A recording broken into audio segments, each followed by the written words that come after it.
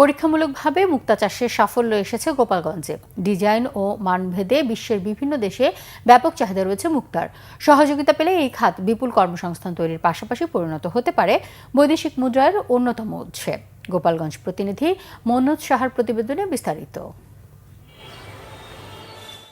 দেশীয় প্রজাতির মাছ ও শামুক সংরক্ষণ প্রকল্পের আওতায় গত বছরের সেপ্টেম্বরে গোপালগঞ্জের কোটালীপাড়া উপজেলার ৬টি পুকুরে পরীক্ষামূলকভাবে ৭,৮০০ ঝিনুকে নিউক্লিয়াস পদ্ধতিতে টিস্যু প্রতিস্থাপন করে মুক্তা চাষ করা হয়।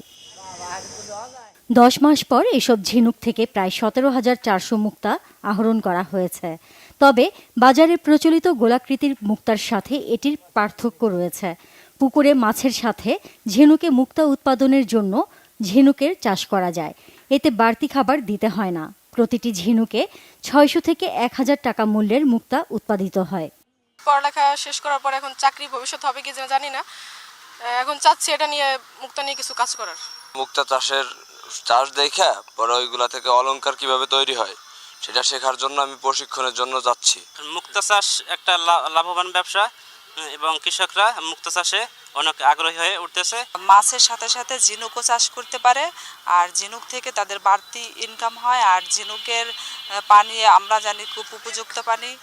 মুক্তা চাষ সম্প্রসারণে উদ্যোক্তা তৈরির পাশাপাশি প্রশিক্ষণ দিচ্ছে মৎস্য বিভাগ।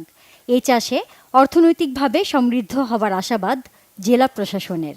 প্রত্যেক উপজেলা থেকে ৫ জন করে আমরা উদ্যোক্তা সৃষ্টি করেছি, যাদেরকে আমরা উন্নত প্রশিক্ষণের মাধ্যমে এই যে ঝিনুকের মুক্তা, এই মুক্তা থেকে কিভাবে উন্নত মানের গহনা তৈরি করা যায়, যেটা আমাদের দেশের ভিতরে না শুধু দেশের বাইরেও রপ্তানিযোগ্য, এই ধরনের প্রশিক্ষণের মাধ্যমে আমরা নতুন করে উদ্যোক্তা তৈরি করব।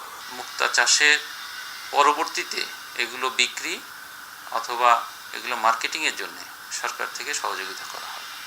গোপালগঞ্জ জেলা প্রশাসন এই বিষয়ে সার্বিকভাবে চেষ্টা করে যাচ্ছে যাতে স্থানীয় মৎস্যজীবী এবং যুব সম্প্রদায়ের মধ্যে মুক্তা চাষটি সাফল্যজনকভাবে এলাকার এবং দেশের উন্নয়নে অবদান রাখতে পারে। জেলার ৫ উপজেলায় ১৯,৪৮২ পুকুরে লাভজনক মুক্তা চাষে চাষিদের উদ্বুদ্ধ করছে মৎস্য বিভাগ। সঠিক সহযোগিতা পেলে মুক্তা চাষের মাধ্যমে জেলাটি দ্রুত অর্থনৈতিকভাবে স্বাবলম্বী হবে, এমনটাই আশা সংশ্লিষ্টদের। Bangla vision news desk.